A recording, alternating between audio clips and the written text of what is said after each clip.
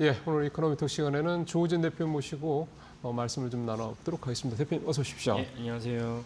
오늘 이제 두산 에너빌티 얘기를 좀 해봤으면 하는데요.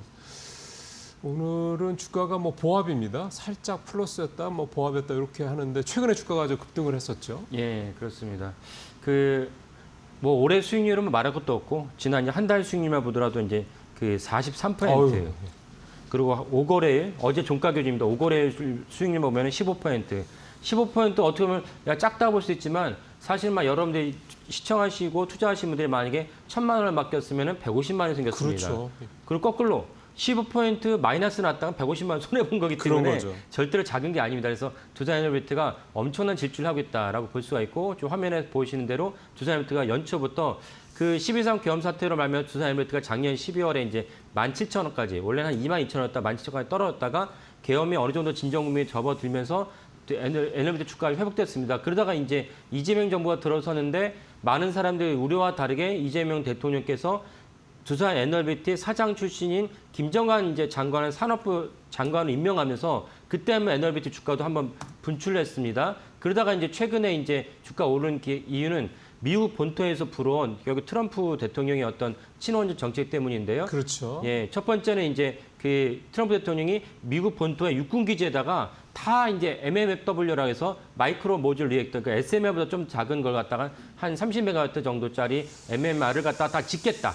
라는 것이 이제 보도로 나오면서 한번 뿜었고, 그 다음에는 이제 텍사스의 페르미 어메리카라고 해서 릭 페리 전 에너지부 장관이자 텍사스 주지사가 주도하는 또 11기가와트 엄청난 규모입니다. 미국에서 실질적으로 이제 한 40 몇 년 만에 지는 대형 원전을 갖다가 짓겠다고 얘기하면서, 그리고 이제 그 사실을 갖다가 보도한 이제 주요 외신들이 리액터, 원자로는 이제 두산 에너비티를 쓴다. 건설은 현대건설이 하고 이런 식이 나와서 이제 에너비티 주가 한번 뛰었습니다. 예. 그러다 마지막 이제 방점을 이제 미국 정부가 그 엄청난 규모의 원자력 발전을 투자를 하면서 그 웨스팅하우스의 이제 지배주주의 이제 브루필드랑 킴메코에다가 투자를 하겠다라고 나오면서 그 에너비티 주가가 계속 올라가서 아까 말씀드린 최종적인 주가 수익률을 이제 어제 종가 기준으로 기록을 했습니다. 지금 뭐 오늘 준비도 해오셨습니다만 연간으로 따지면 396%가 5배 가까이 오른 거죠. 예. 뭐 호재가 좀 만발인 반도체 말고 봤을 때 호재가 좀 만발인 대표적인 종목이 두산에너비티가 아닌가 싶고, 또 중요한 게 이게 한 가지 호재만 있는 게 아니라 여러 가지, 지난번에 말씀하신 가스터빈 얘기도 있었지만은 그렇죠. 이게 뭐 네. 이게 자꾸 확장성까지 있다라는 측면에서 봤을 때는 두산에너비티의 주가 또 흐름은 여기서 뭐 멈추는 게 아니라 뭐 앞으로도 충분히 성장성의 기대감을 가져올 만한 부분이라면 충분히 이해가 됩니다. SMR 얘기가 이제 뭐 말씀도 하셨습니다만 이게 사실은 아직은 뭐라 해야 됩니까? 이게 개발이 완료된 것도 아니고 어디가 지어진 것도 아니다 보니까 이게 사실 손에 쫙 잡히지는 않은 기대감이란 말이에요. 근데 SMR도 조금씩 이렇게 좀 가까워지고 있다면서요? 예, 맞습니다. 그러니까 SMR이 또 중요한 이유가 SMR은 이제 우리가 보통 고리 원전, 그다음에 체코나 UAE에다가 수출한 원전들은 1기가와트 이상. 그렇죠. 그 정도의 대용량인데 그럼 여기서보다 한 300메가와트 그 정도보다 좀 작은 거는 이제 SMR이랍니다. S가 스몰인데 그러면 SMR 원전의 최대 장점 무엇이냐? 작다 보니까 그 부지를 갖다가 이렇게 필요한 부지가 좀 적어요. 네, 네. 그러면 사실은 원전을 봤을 때 뭐 사실 원전뿐만 아니라 뭐 화력발전소 하더라도 뭐 서울 시내에도 화력발전소가 있습니다. 그 뭐 아시는 분도 계시겠지만 이제 합정에 가면은 예전엔 당연히 발전소, 지금 정식 명칭은 서부화력발전소가 있는데 그런 서부화력발전소마다 규모가 엄청납니다. 부지가. 그러면 원자력 발전소 하나를 지으려면 부지가 엄청나니까 근데 상대적으로 SMR을 지으려면 부지가 그보다는 적어도 됩니다. 그렇죠. 이런 장점이 있고 보다 큰 장점은 결국 꼭 원자력 발전만의 문제는 아니고 모든 발전을 갖다가 돌리려면 냉각수가 필요하거든요. 왜냐하면 그러면 발전에서 엄청난 증기와 열이 나오니까 식혀야 되거든요. 냉각수가 필요한데 당연히 규모가 크면 클수록 냉각수를 많이 필요한다. 그래서 우리나라 모든 원전을 보시면 다 해안가, 그 동해안과 그다음에 남해안에 한 군데, 영광이 한 군데 있는데 그러면 거기에 있는 이유가 다 이 냉각수가 필요해서 엄청난 그렇죠. 바닷물을 끌어들이는 냉각수가 필요한 것입니다. 근데 오해하시면 안 되는 게 냉각수가 원전에 들어다 나오지만 그거는 이제 그 방사능 물질과는 완전 무관하다.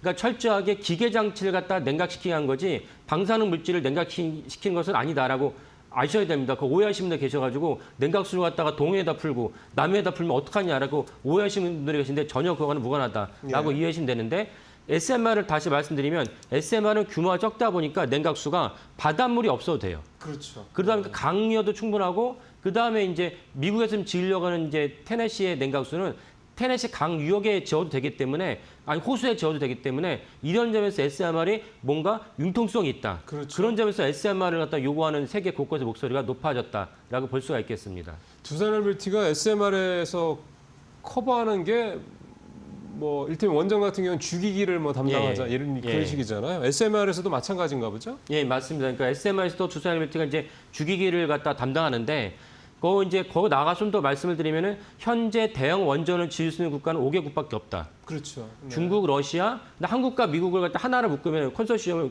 그 웨스팅하우스 컨소시엄으로 묶어버린다면 한국과 미국과 한 팀이고, 근데 프랑스가 있습니다. 그러면은 전 세계에서 원전을 갖다가 지어달라고 요구가 빗발치겠지만은 지금 현 상황에서 우크라이나를 침공한 러시아가 누가 원전을 맡기겠습니까? 중국에 원전을 맡기겠습니다. 그럼 실질적으로는 한국, 미국 컨소시엄 대 프랑스 양강 구도다. 예. 이런 맥락에서 사실은 두산헬빌티 주가가 되게 높은데 여기에서 이 얘기를 제가 말씀드리면 근데 여기서 우리나라는 어쩔 수 없이 웨스팅하우스가 우리에게 기술을 줬기 때문에 웨스팅하우스 기술을 갖다가 일부 쓸 수밖에 없습니다.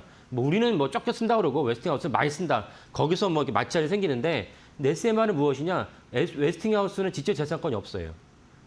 그러다 보니까 SMR을 갖다가 지을 수 있는 SMR의 리액터, 원자로를 해상하는 주기기를 공급할 수 있는 곳은 한 5군데 정도 있습니다. 네. 서방이면 우리나라 포함해서. 근데 초점 무엇이냐? 웨스팅하우스가 여기에 지적재산권을 요구할 수 있는 근거가 전혀 없다. 이거는 또 다른 맥락에서 우리가 살펴봐야 될 측면이 있다라고 말씀드리겠습니다. 그 얘기는 결국은 지난번 체코 원전 때 문제가 되고 올 1월에 굉장히 불평등한 협약을 맺었다라고 해서 논란이 좀 많았던 웨스팅하우스의 그건 이제 대형 원전 얘기지만 그렇죠. 예, 예. 그쪽에서의 리스크가 SMR은 기본적으로 별로 없다 이렇게 보면 되겠네요. 맞습니다. 예, 예. 그리고 이제 결국 자본주의 시장 경제에서 수요와 공급에 있어서 그러면 그 원자로를 갖다가 공급해야 되는 측면이 하나밖에 없다면 예. 그러면 이제 원자로를 공급하는 쪽에서는 가격을 올릴 수밖에 없는 거고. 그럼요. 네. 그러니까 우리가 원자로 공급하는데 웨스팅하우스가 계속 이제 그 딴죽을 부리면서 야 돈 내놔. 이러면 우리가 좀 어려운 측면이 있는데 근데 이게 우리가 SMR로 이제 판도를 바꾸면은 그러면 이제 우리 입장에서는 그러면 이제 우리가 웨스팅하우스 눈치 볼 일이 없고 그렇죠. 그리고 아까 말씀드린 대로 SMR의 리액터 원자로를 갖다 공급하는 기업은 우리를 포함해서 한 5군데 정도가 더 있기 때문에 그러면 이제 뭔가 다른 방식으로 이제 논의를 펼칠 수 있는 여지가 더 많다. 이런 맥락에서 SMR도 또 다른 중요한 장점이 있다라고 보시면 되겠습니다. 그러면 SMR은 그래도 좀 다행인데 이번에도 이제 미국이 좀 뭐 800억 달러 하면서 뭐 대형 원전 뭐 4개를 짓는 8개를 짓는 이렇게 얘기 나오는데 대형 원전 같은 경우는 웨스팅하우스하고 문제가 아직도 말끔하게 이렇게 해결이 됐다고 보기는 어려운 거 아니에요. 그렇죠. 뭐 심지어 뭐 지난 정부에서 좀 우리로 치면은 좀 그 계약을 갖다가 잘못 맺어가지고 우리가 좀 뭐 그 손실을 볼 수밖에 없는 계약 구조로 이렇게 알려졌는데 그것도 좀 안타깝지만 어쨌건 웨스팅하우스가 계속 딴죽을 걸면은 우린 거기다 대응할 수밖에 없고 그 실질적으로 사실은 네. 그 UA 원전을 수출할 때도 웨스팅하우스에 돈을 줬어요. 그런 식으로 해결했는데 네. 결국은 원전이 점점 커지면서 웨스팅하우스에 요구하는 것이 더 많아지면서 우리가 좀 하여금 어렵게 한다. 이런 어떤 난점이 있습니다. 난점이 있는데 아까 말씀드린 대로 한편은 이제 설득을 해야죠. 설득을 해야 되고 그리고 웨스팅하우스는 출발은 이제 미국에서 했지만 아시는 분도 많이 계시지만 미국의 원전 산업이 쓰리마일 아일랜드 사건 때문에 미국이 신규 원전 안 지었거든요. 그 웨스팅하우스 입장에서 매출 올릴 수가 없는 상황에서 그 회사가 이렇게 쇠락을 하니까 웨스팅하우스를 누가 인수하느냐? 일본의 도시바가 인수를 합니다. 그래서 사실 일본기로 넘어갔다가 근데 도시바가 이제 일본의 그 대지진 때문에 원전에 대한 그 네. 사회적인 이제 이미지가 너무 안 좋아하니까 도시바가 또 그걸 갖고 이제 파는데 누구한테 팔았냐? 캐나다 브루필드라는 3호 자산 운용사입니다. 사모펀드한테 예. 팔았죠. 네. 그러다 보니까 3호 자산 운용사는 결국 돈이 중요하고 엑시스를 했을 때 수익률이 중요하기 때문에 계속 우리한테 요거를 과다하게 하는 이유 중 하나라고 뭐라고 해석이 되냐면 어쨌건 재무제표상에서 그 웨스팅하우스를 통해서 얻는 수익이 많아져야지 결국 그 브루필드가 웨스팅하우스를 팔려고 할 때 보다 더 고가에 내놓을 수 있는 건 시장의 논리이기 때문에 그래서 더 많은 요구를 하는 것도 있습니다. 그래서 이런 것들이 복합적으로 얽혀 있다라고 보시면 되겠습니다. 근데 최근에 뭐 일본 정부도 되게 뒤늦게 일본 정부가 지금 보면 우리가 미국하고 조선, 뭐 원전, 뭐 심지어는 이제 방산 등등등 협력 관계가 되게 이제 긴밀해지는 거를 의식을 해서 그런가요?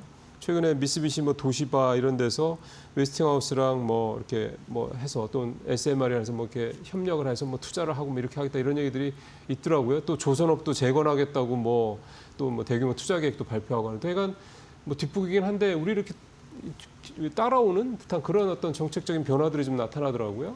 예, 맞습니다. 그래서 우리가 웨스팅하우스가 계속 우리한테 딴죽을 거니까 네. 그래서 우리가 내놓았던 해결책은 무엇이냐면 우리가 어차피 3,500달러 지금 뭐 어제 관세 정책 합의로 3,500달러 낮아지긴 했지만 처음에 네. 3,500달러 얘기했으니까 그럼 이왕 미국에 건네줄 돈이면 그 돈을 갖고 웨스팅하우스를 사거나 저는 뭐 방송에 사면 좋겠다 얘기했으면 이제 노고적으로 사겠다 그러면 또 가격이 올라갈 테니까 우리의 이제 전략은 뭐냐면은 웨스팅하우스랑 합작회사를 만들어서 그 돈을 갖고 합작회사 만든 다음에 그럼 합작회사를 통해서 아예 웨스팅하우스가 우리한테 이제 딴 주고 한 것을 원천적으로 차단하자 이런 전략이었는데 갑자기 일본 정부가 좀 전에 말씀하신 대로 일본 정부가 우리 원전에 투자할 거야 이렇게 네. 하면서 웨스팅하우스에 투자하겠다 나서니까 우리 입장에서 약간 머쓱해지면서 속내가 복잡해졌습니다. 그래서 이것 때문이라도 사실은 그 웨스팅하우스의 관계가 다른 각도에서 복합적으로 이제 접근한다. 그러니까 일단 지배구조 자체가 외교 안보 사안이니까 웨스팅하우스가 미국 기업이고 미국 정부가 웨스팅하우스를 통해서 세계 각국에 우리나라에도 뭔가 발언권이 있는 것은 분명한 사실이고 네. 그러나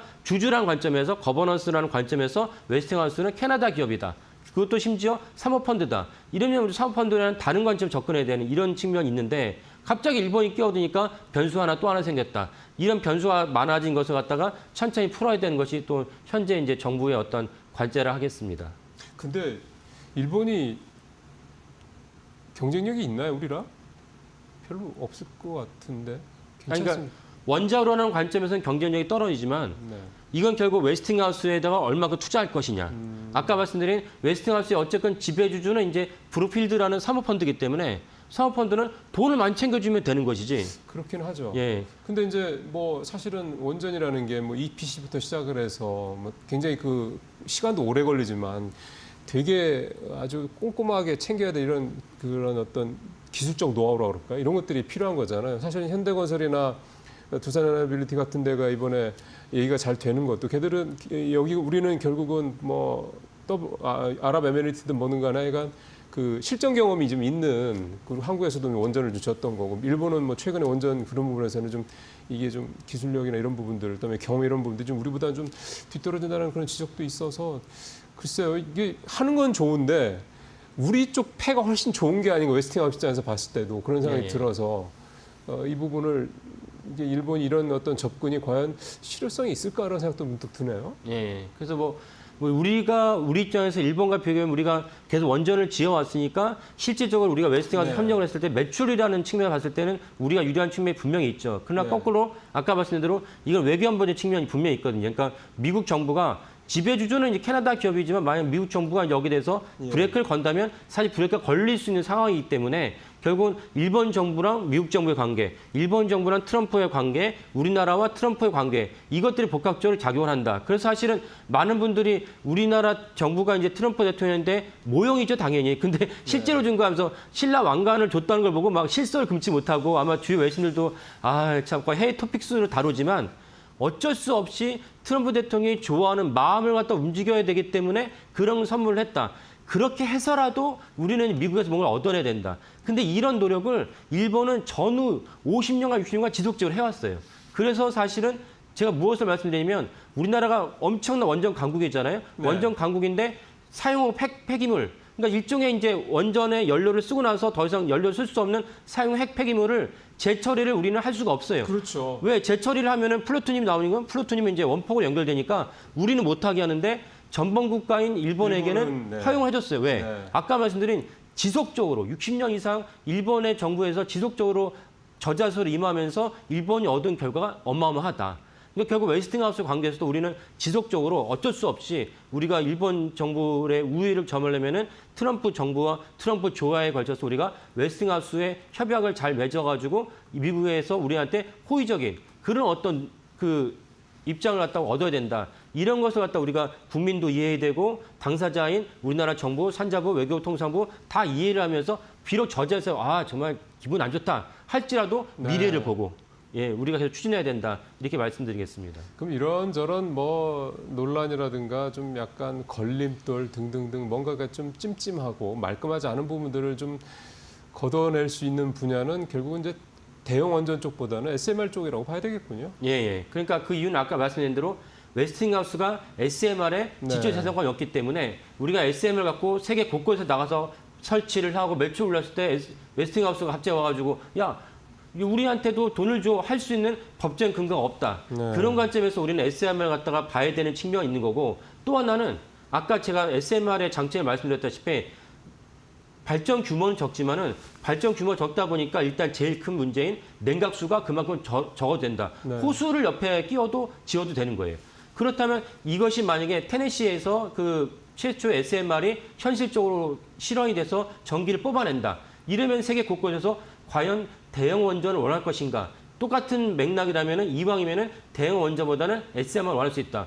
SMR이 300메가와트인데 대형 원전은 1기가와트, 1000메가와트입니다. 그러면 차라리 SMR을 갖다 3개만 줘도 900메가와트니까 그런 맥락으로 전 세계 곳곳에서 그 대형 원전보다는 SMR을 원할 가능성이 높다. 그러니까 무슨 말씀드리냐면 지금이 원전 시장에서 중요한 변곡점을 지나고 있다. 그래서 SMR이 테네시강 SMR이 성공한다면 SMR이 주도할 수 있고 그렇다면 오히려 우리가 웨스팅하우스에 절절매거나 더 구애할 이유가 상대적으로 떨어지는 게 아니냐. 이런 어떤 전략적인 이제 그 입장도 나오고 있습니다.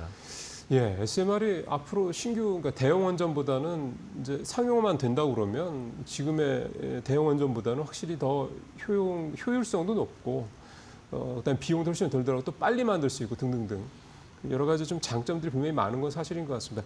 이게 언제쯤 되고요? 그다음에 우리의 이 SMR 지금 기술이라는 게 좀 어느 정도 수준이라고 그래야 되나요? 어느 정도 위치에까지 있는가 이런 부분들은 좀 어떻습니까? 우리가 사실 원전 강국이기 때문에 SMR에 있어서는 이제 뭐 대형 원전만큼 우리가 강국이고 그래서 결국 제일 중요한 SMR을 두산 에너비티 맡긴다면 두산 에너비티가 지을 수가 있고 그렇죠. 웨스팅하우스에 협상할 필요도 전혀 없다.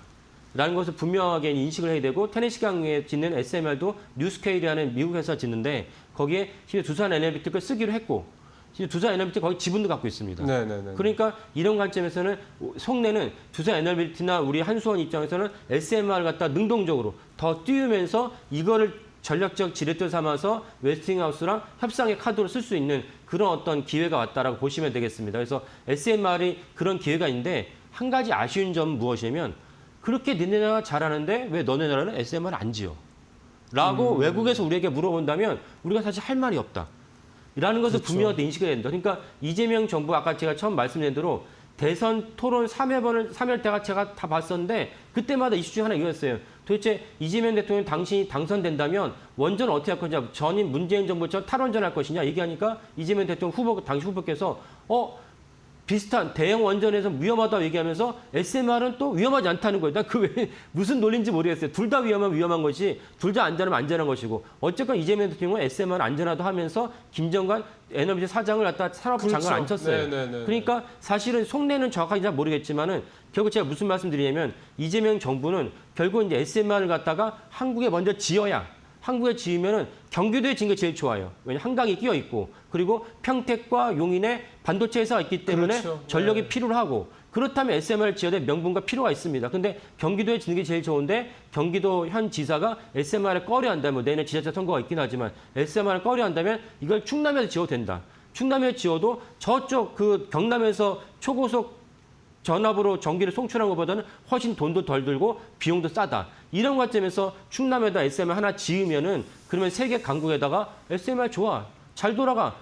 우리한테 SMR을 요청하지만 내가 기꺼이 지어줄게. 이런 선순환이 될 수 있는 가능성이 높아진다라고 보시면 되겠습니다.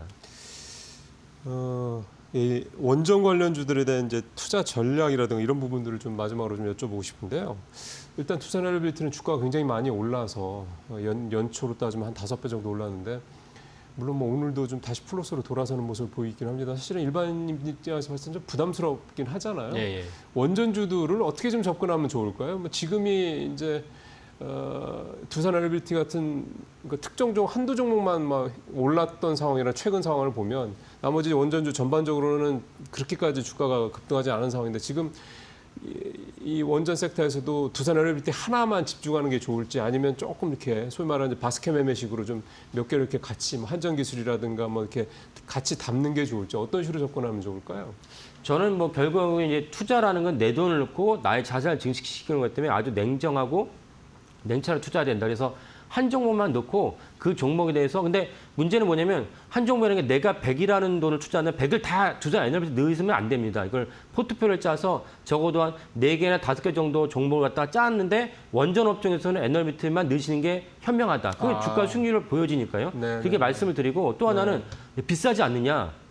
뭐 심지어 제가 최근에 에너비티 관계자 만났는데도 비싸다. 자기 회사 자기들도 비싸다는 비싸다고 거예요. 얘기해요. 근데 내가 비싼 게 중요한 게 아니고 그분들은 주식적인 전문가 아니시니까 비싼 게 중요한 게 아니고 해당 회사가 내년, 내후년에도 성장할 거냐 중요하다. 그렇죠. 주식시장은 꿈을 먹고 사는 거다라고 얘기를 말씀드립니다. 하이닉스를 짧게 말씀드리는데 주위에서 하이닉스 비싸지 않냐 깜짝 놀라 이렇게 많이 올랐어? 내년, 내후년이 하이닉스 어떻게 될 것이냐 중요한 것이지 비싼 게 중요한 게 아닙니다. 맞는 말씀. 그렇게 따지면은 사실은 우리가 살 수 있는 종목은 다 어떻게 보면 시총이 되게 낮은 종목들만 사야 되는 비극이 생기는데 이거는 현명한 투자 방법이 아니다는 걸 분명히 말씀드립니다. 네, 그렇죠. 주식이라는 게 미래를 땡겨와서 현재로 가격으로 반영하는 건데 지금 많이 올랐다 그래가지고 미래를 보지 않는다 그러면 큰 걸 놓치는 거죠. 네, 조은주 대표님과 오늘 두산 에너비티를 중심해서 원전주 얘기들을 좀 해봤고요. 지금 시장 잠깐만 좀 보겠습니다.